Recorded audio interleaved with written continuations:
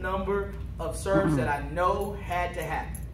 So I know that 1,700,000 cases had to be served at least one time at an average rate of $84.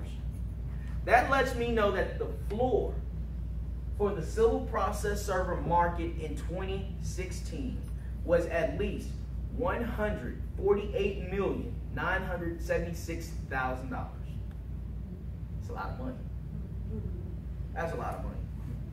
I don't need it all. I don't need the whole 148 million. You know. Let me just have 1%. And what's really so funny, I told you guys I picked up over 400 attorneys within my first 2 years. That is not even 0.1% of the attorneys in Dallas. In Dallas. You know, it sounded like I did something. Can I tell you, the bigger companies that have been here forever never even heard of me. They was like, huh, what? Because they didn't miss anything. I'm telling you guys that there is enough room at this table for everybody and be full and to feed others off the fat of your table. Now, how do I know this? I'm a dork with these numbers, y'all. Let's just keep going down just one more, because y'all see we're at the $148 million for the floor of the market.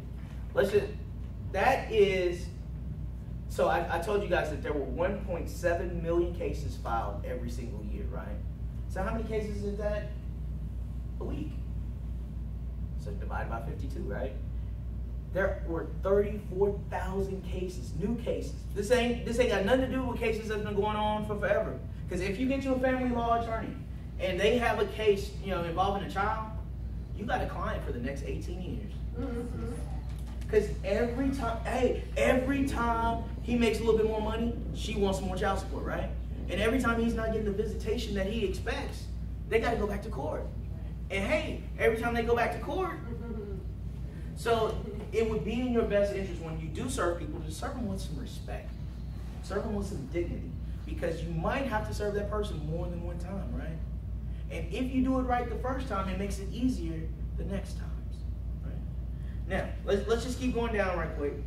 Now, these numbers right here were as of July, and the numbers have changed because some process servers have been added since then and process servers have subtracted. But in July, there were roughly 3,400 active civil process servers in the state. In the entire state, there's 254 counties in Texas, and within the entire state, there were only 3,400 process servers. Now, constables do serve process in the different counties, like the Dallas County Constable serves papers, Tarrant County, Collin County, Kaufman County, you know, whatever, Harris County, they all serve papers and stuff, right? But can I tell you guys that people are really moving away from constables serving papers?